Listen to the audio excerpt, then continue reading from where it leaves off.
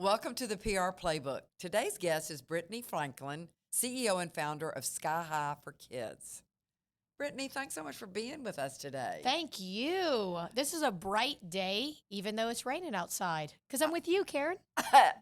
I'm with you. I want to talk about Sky High for Kids, and I want to thank you for bringing this mug. It is so cool, and I love your colors.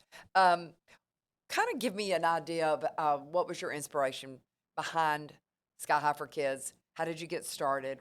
Why did you get started? So, to make the long story short, I grew up on a small farm in South Louisiana, and so I was quite the tomboy. Hunting and fishing was my gig, and my mom decided to put me in the cattle festival pageant. And the cattle festival pageant, okay, is not like being in Miss Texas. Okay, let's just make that clear. It is a festival that is in Vermilion Parish, and so there was a pageant. I joined the pageant, showed my lamb that morning in the 4-H show, and then ended up being crowned Deb Cattle Queen. Yay! That pushed me into volunteering in the community because I didn't do that growing up. And that changed my path, really. So went to St. Jude Children's Research Hospital with Beanies for St. Jude when I was crowned Miss Acadiana a year later. And when I stepped foot in the Ronald McDonald House of Memphis, my world changed. You know, you grow up and you're hunting, fishing, riding four-wheelers. And although we were quite poor, we had everything we needed. And that was really our health, right? Mm-hmm. And then you're surrounded by children, your age, younger, maybe even a little older, that are fighting for their life. And that was the moment that I told my mom and all my friends that we needed to do something for these kids and families. I just didn't understand that kids got sick like that, much less cancer. So fast forward to college, my senior year, we started a sporting clay tournament, followed, my path of the outdoors. You knew what to do. And the funds would all benefit St. Jude Children's Research Hospital. And we never imagined that it would, explode the way it did. But the Lafayette community wrapped their arms around us, and we were a bunch of girls serving biscuits at Edie's and in college at UL. And we hosted this tournament, and 300 people showed up, and we raised $50,000, which was crazy. And in November, we took the proceeds to St. Jude, and that's when I met Bryce Norwood, who became my legacy cancer warrior. I wear him on my arm every day. Bryce was this beautiful, big, brown-eyed little boy that came around the St. Jude statue in a big red wagon. And he wanted to know what we were doing, at St. Jude. And we told him all about the proceeds we were donating, and it was like an instant friendship. And I know that might sound odd. I was, I think, 16 at the time, and he was 5. It was an instant friendship. And we ended up staying on campus with him for a couple more days while he went through his chemo treatments. But we learned from his dad that, unfortunately, he was terminally ill and that they were going to be sent home in the next few weeks. And although everyone was praying for a miracle, that's just a really hard, it's just a hard thing to go through, right? Knowing that your child is, as Bryce would say, he was going to meet Jesus. Oh, wow. And so at that moment, I basically said we didn't have a lot of time, meaning we needed to continue what we started because that wasn't the intention. It was supposed to be a one-time fundraiser. I was going to go to law school and, go on with life and get out of the small town, right? And move to New York City and drive a black Mercedes. I don't know why, but I saw that on TV. So I was like, okay, no clue. Okay, y'all, no clue. And so I ended up punting law school, moving to Houston, Texas with $400 to my name in a U-Haul, and started my career in oil and gas and simultaneously launched Sky High for Kids formally as a nonprofit. Really, with Bryce always in mind. He passed on his 6th birthday, which was Valentine's Day, 2008. And that's the inspiration behind it, right? Just getting out of my comfort zone. My mom put me in something that I never would have tried in my life. And that just kind of led me down a path to serve, God and to do what he put us on earth to do, which is to help others, Do you still keep in touch with Bryce's family? I do. I do. In fact, Dean Norwood, son, Zach, so there were three kids, Zach, Mia, and Bryce. Zach actually just had his first baby Oh. and named him Bryce. Oh. So Yeah. they told me all about that, and they're coming to our Lafayette banquet on October 27th Wow. this year. So we do. Uh, Almost every single year, if not every year, Valentine's Day I call, maybe during Christmas.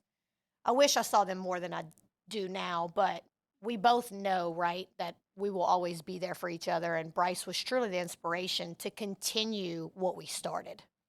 That is a beautiful story. How have you grown? I mean, you moved to Houston, you started the foundation here, but how did you? I mean, you're in so many markets now. Can you kind of give me an overview on how that happened to go in all those markets, and how many markets are you in? Yes, so we started in Lafayette, Louisiana, and when I moved to Houston, Texas, naturally I wanted to start a sporting clay tournament here. And I remember the girls, which, we were 6 of us on our founding board that, again, we were all in college together.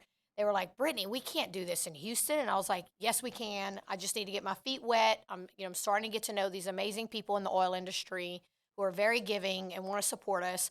Let's try this. And so we went from Lafayette to Houston, and we did those 2 events for several years until 2013 when we launched the San Antonio region. So we started growing alongside the oil and gas business. Every single customer that I ever interfaced with in my position in operations or later on corporate sales, I made sure they knew about Sky High for Kids, right? I was like, here's the flyer, here's the registration information. I hope you can support us. And so it just naturally and organically grew like that. And we did the hardcore organic marketing. Like, we passed out flyers, okay, everywhere we went, whether it was a coffee shop or a gas station. We literally would ask if we could put up flyers everywhere. And we started gathering more and more volunteers, right? More boots on the ground to help us spread the mission. So 2013 comes around, San Antonio completely explodes and takes our organization to the next level. We raised $1 million overnight. That was the time the Eagle Ford Shale was hot and oil was like $100 a barrel. So everyone was really writing checks. And it really did. It exploded in 13.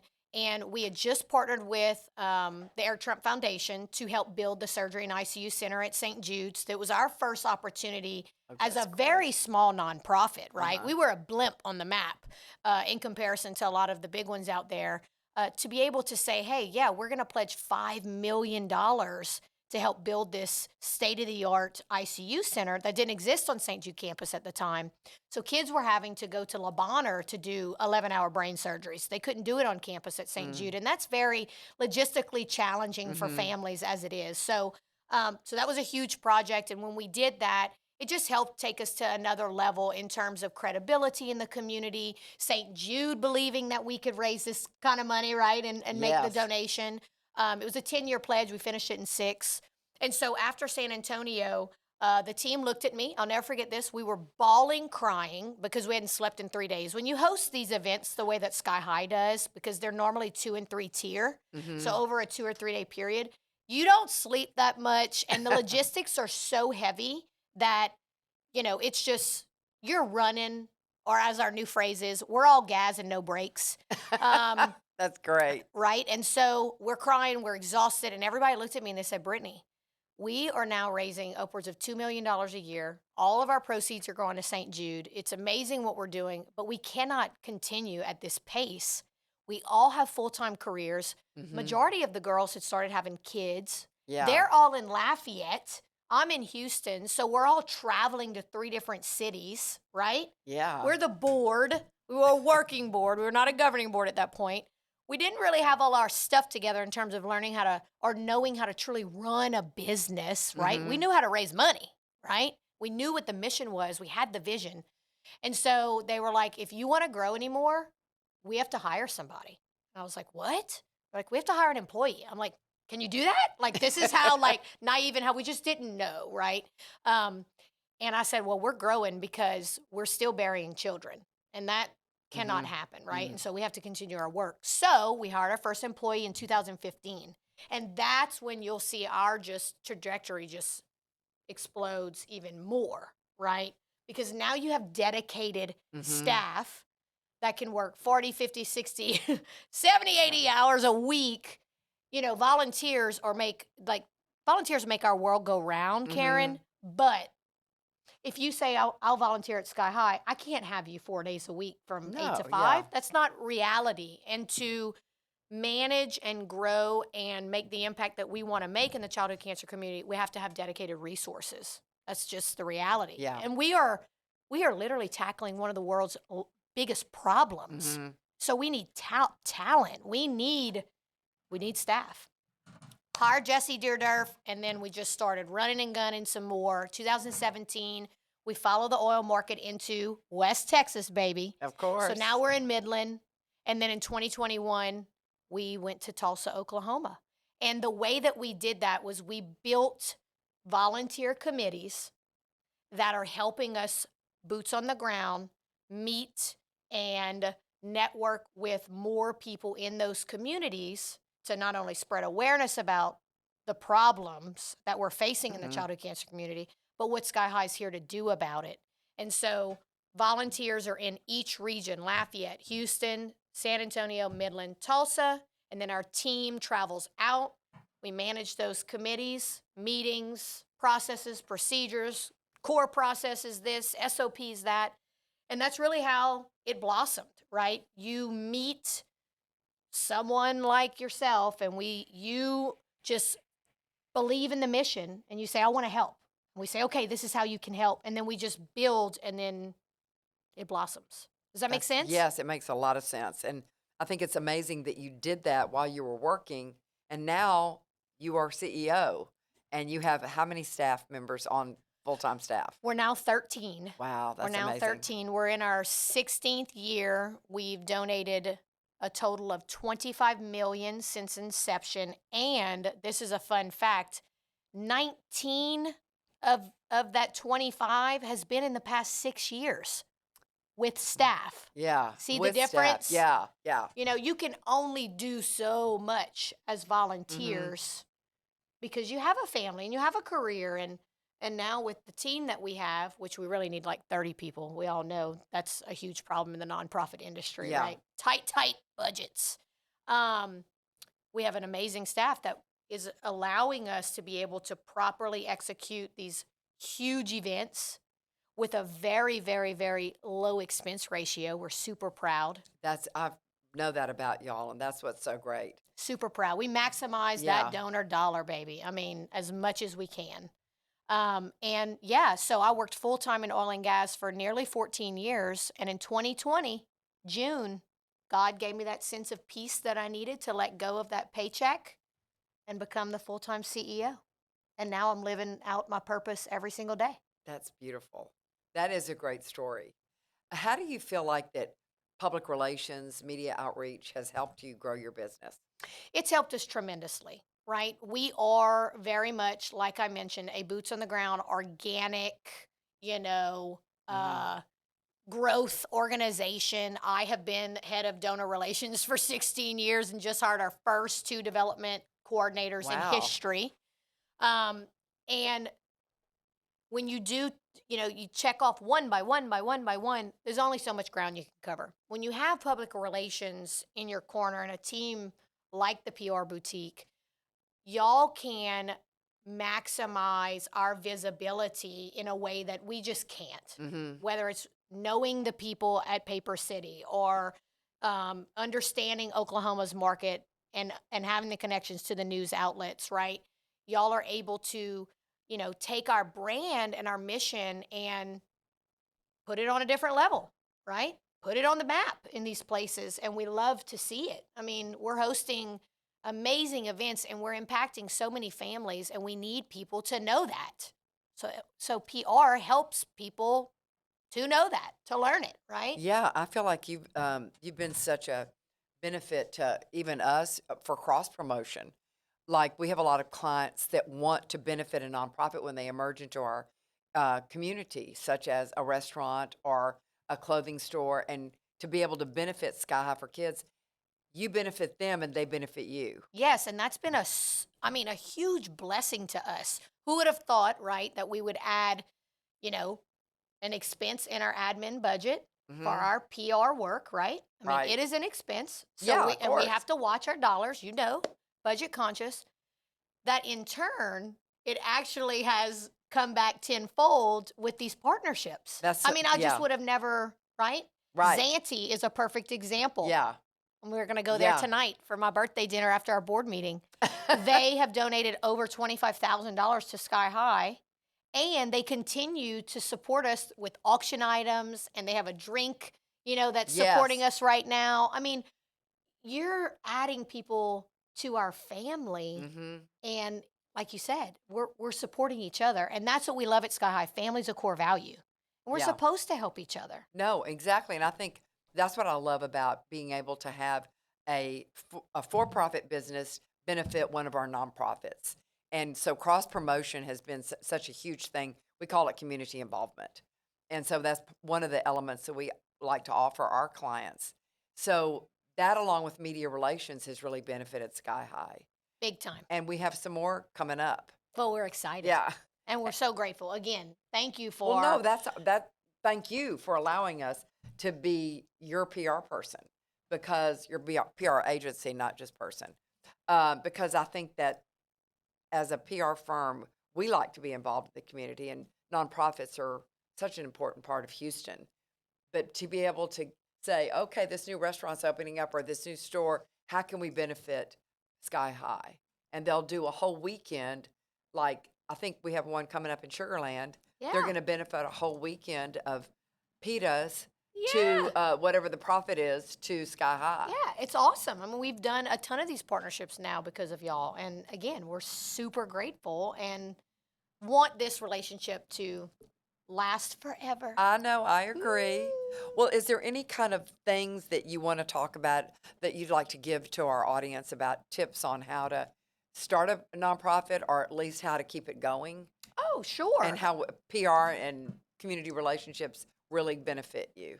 Yeah, so I guess going back to kind of the first part of that. So if anybody's interested in starting a nonprofit, I always tell them first, as long as you understand your vision and mission, right? That's the groundwork. You have to have Mhm. your foundation, and it has to be like, I think Craig Rochelle says, like this fiery, hot, almost like white vision, right? That you just keep, you never give up on it.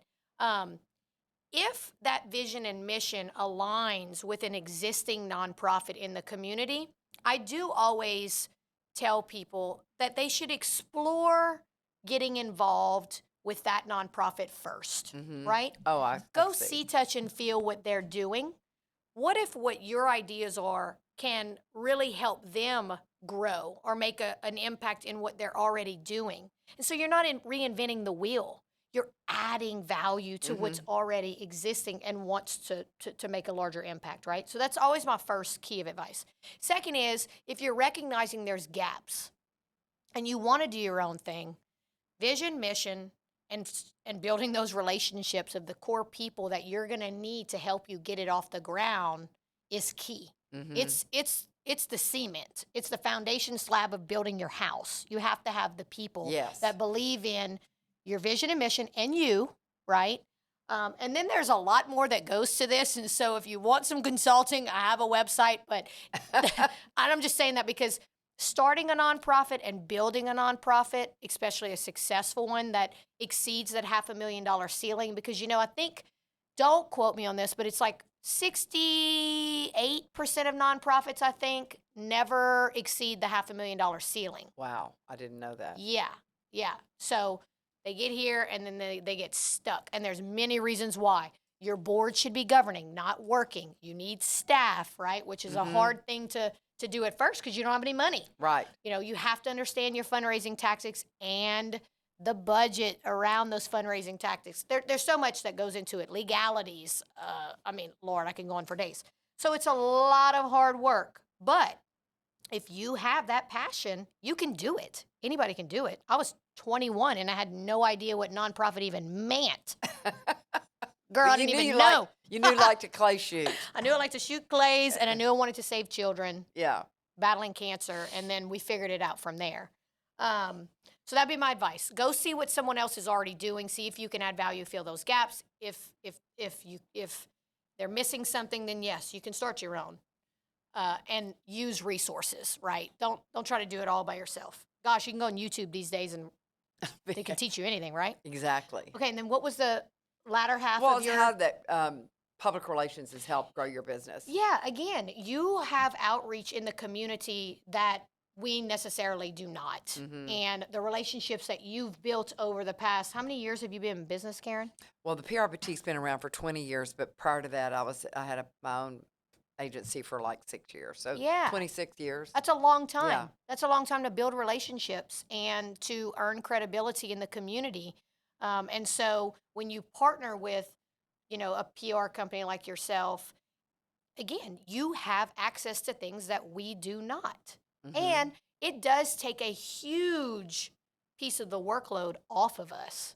We don't have the manpower Mm-hmm. to get out there and hustle and bustle and have lunch with this news reporter and have lunch with this newspaper editor. I mean, that's a whole nother ball game. I mean, Mm-hmm. I wish Christine had time to do that. We don't. I know. But why wouldn't we just hire the experts? I right? agree. You're the expert in that field, right? That's what I like people to know is that we want to be an extension of your business. And that's not what you just, are. Not just saying, oh, we're, that's why having a relationship with you over the past couple of years has been more beneficial because the more we know what you need, the more we can help. Exactly. And that's exactly it. You're an arm, right? The nonprofit's a body, and you have these arms and legs and fingers and the big brain. I mean, it's all these different pieces, and that's what we are doing as we grow at Sky High for Kids. We don't want to reinvent the wheel. We also want to focus and stay in our lane. We are here to combat pediatric cancer. Okay, so that's number one. So we get opportunities to get involved in many other things that are children related. We have to stay focused on childhood cancer. Then, what are our key things that we want to make an impact in? And that's research, right? So we are funding groundbreaking research. We're in a $20 million commitment with St. Jude Children's Research Hospital, Wow. which just opened the neurobiology department, the Sky High for Kids research floor. And so that's going to work on brain cancer, bone cancer, solid tumors, the severely underfunded stuff, Mm-hmm. okay, that the Mhm. government and pharma's not doing anything about. We're doing something about it. So we're focusing Bravo. on research. We're focusing on building out infrastructure because the need at Covenant Children's in Lubbock is they don't have enough space to treat all the kids. So we're helping them expand their oncology unit. Or Texas Children's Cancer Center, we built out the 7th floor, which has 22 new oncology rooms, 10 bone marrow transplant units, and it's home of immunotherapy, Yeah. which there's no center in the United States for kids. It's right here at Texas Children's main campus because of the donors and volunteers that support Sky High for Kids. That is you know? awesome. So we're working on those two are our main things, and then the thing we love the most, which is impacting families that are going through it now. Mm-hmm. Our Cancer Warrior program, our Adventures program, Tie for Sky High. We want to make sure that families know we're in their corner, at the initial diagnosis, through their entire journey, and after. Even the survivors, we want to celebrate and we want to give to you. That is great. I love the way you do at the brunch. You have these bracelets. Yep. Farrah's bracelets. Yeah, those are great. Yeah. Yeah. Farrah made those. She was 10 years old, 11 when she earned her angel wings, and she made all of those Sky High bracelets, and she wanted to raise money for kids that were in her same situation. And she didn't win her battle, but we've continued her legacy. Yeah, that's special. You don't forget things like that. And I think that's one thing that y'all do. You make everything that you do very memorable. The brunch, everything is memorable. All the little vignettes, or whatever you want to call it. Yeah. Well, what are we doing this for? Ex- We're not doing this to throw a party. No. We're not doing this for the fancy clothes, for the cold beer at the clay shoots. We are doing this for one thing, and that is to impact the childhood cancer community. That is to save lives. I think once nonprofits really get that down, right? Yeah. You get that mission down, and our team has worked so hard to make sure that we are mission forward at every single event that we host. So when you leave, you know exactly where your dollar's going, right? And that sets us apart. Yeah, You it see, does. touch, and feel. Right. You got to watch Peyton ring the bell, right? Yes. I mean, how amazing is that? And that is the difference. And I'm not going to mention other nonprofits that do this, but you know that the money is going to where it says it's going. And to me, that's extremely important.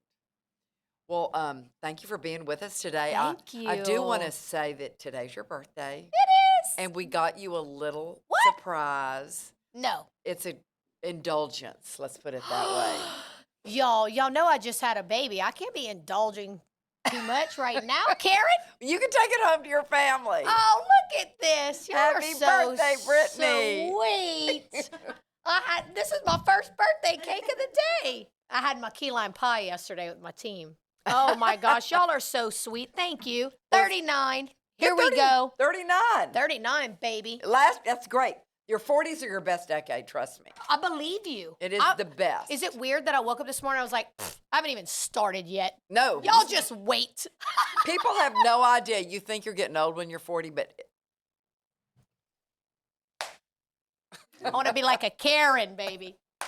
All that energy. You're all gas and no breaks. well, that's true.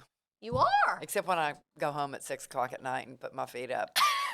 Well, listen, me too. I'm not going to lie. I'm in bed by 9 o'clock, okay?